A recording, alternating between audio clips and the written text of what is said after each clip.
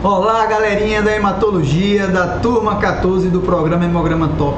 Esse nosso vídeo de hoje vai ser um videozinho bem curtinho, que é só pra gente comentar, na verdade responder a uma pergunta de uma de vocês, né, uma das colegas que está aí no grupo, que perguntou qual a diferença entre o linfócito anormal e o linfócito reativo, Valber, por conta daquelas imagens, por conta de um dos casos que você colocou, né? Acredito que para ela achava que eram linfócitos reativos. É interessante essa pergunta, Humberto, porque é o seguinte, isso aí é a dúvida que muitos colegas têm nessa situação. Né? Esses casos que nós colocamos, às vezes, pode gerar uma certa dúvida. Mas nós vamos tentar mostrar a vocês uma maneira de tentar diferenciar, né, como a gente pensa nessa avaliação para tentar minimizar esses problemas que vocês estão tendo. E isso na prática, né? Então a gente separou aqui as mesmas imagens que o Valber utilizou lá, acrescentando de alguns linfócitos reativos. E assim, primeiramente, quando a gente pensa em doença linfoproliferativa, que é o caso, mesmo que seja pensando em linfoma, que aí no caso o termo linfócitos anormais é quando a gente está pensando em doença linfomatosa. E linfócito reativo é quando a gente está pensando em doença reacional, ou seja, provocado por algum vírus, né, Valber? Então é importante a gente lembrar que existe um contexto, né? Então na maioria das vezes a gente tem o que? Linfocitose, nem que seja de maneira percentual. Exatamente. Então, esse contexto que o Humberto fala tem que ser levado em consideração. Claro que nas doenças linfoproliferativas, às vezes você tem hemoglobina normal, plaqueta normal, leucócito dentro da normalidade, porém vai encontrar essas células linfóides diferentes dos normais, né, e não reacionais. Essa é a ideia. Ou seja, você está vendo aí um padrão de células de linfócitos todas normais, né, praticamente do tamanho de uma hemácia, né, cromatina densa, e ela segue esse padrão. Então, quando nós fazemos uma avaliação ou existe uma linfocitose, que uma outra coisa que precisamos saber, às vezes, quando possível, é se a linfocitose é persistente, porque se é uma linfocitose persistente, dificilmente ela é reacional, porque a reacional, com o tempo, ela desaparece, ela volta tudo ao normal, entendeu? Então, usamos uma maneira de fazer essa avaliação, é a comparação. Exatamente. Então, partindo do princípio aí que a gente quer ver primeiro, né, os linfócitos típicos, né, ou seja, que é aquele linfócito que tem em maior quantidade, e é importante também a gente lembrar aqui que em qualquer hemograma a gente vai encontrar um ou outro com a diferença de tamanho, de variação de forma, comparando com esse, mas a grande maioria, em uma pessoa normal, nós vamos encontrar os linfócitos com esse padrão. E aí, a outra imagem, que foi do caso em questão, nós tínhamos muitas células como estas, com uma variação de tamanho, compare com o tamanho das hemácias, variação de cromatina e variação de forma, no formato dos núcleos, né? Mas percebam que o citoplasma, eles não têm aquela hiperbasofilia citoplasmática que a gente está acostumado a ver nos linfócitos reativos.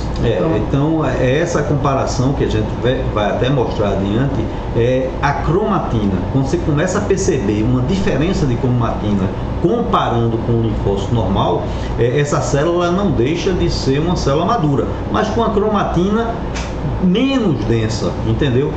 Outra coisa que nos chama a atenção, do que o Humberto falou, às vezes núcleos irregulares, esboços de nucleolos, então isso tende a se apresentar como linfócitos anormais.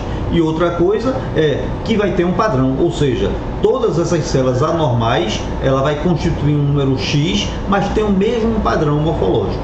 E a gente começa a perceber realmente essa característica nessas células, né? Essas características que a gente falou aqui.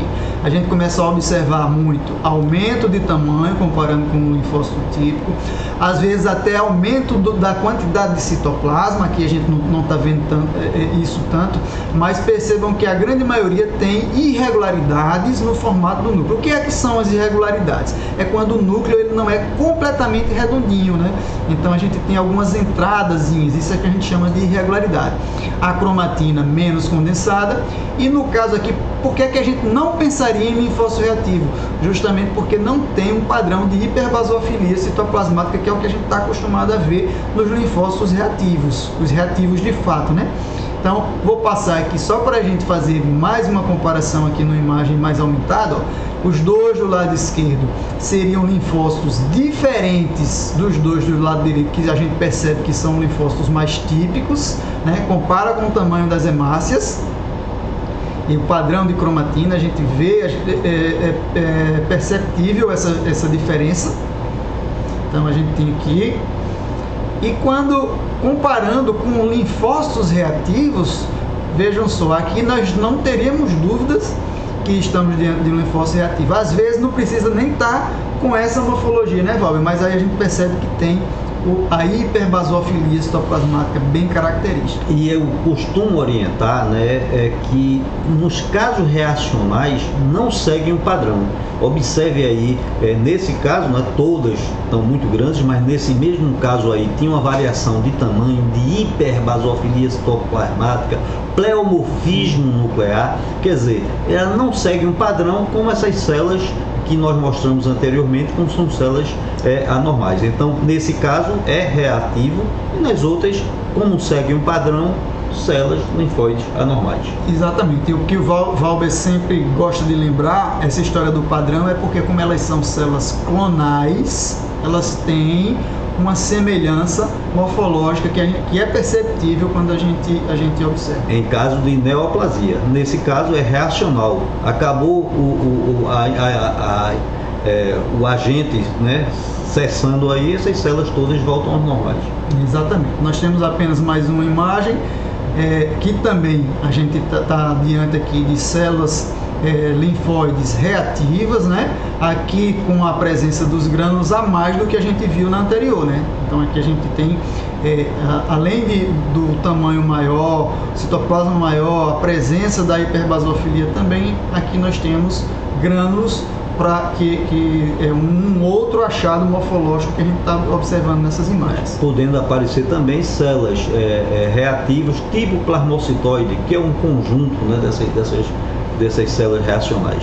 É isso aí, pessoal. Então, esperamos que vocês tenham entendido a diferença entre o linfócito anormal para o reativo, e qualquer coisa é só perguntar aí no grupo. E estejam preparados para os próximos casos. Valeu, um abraço. Um abraço.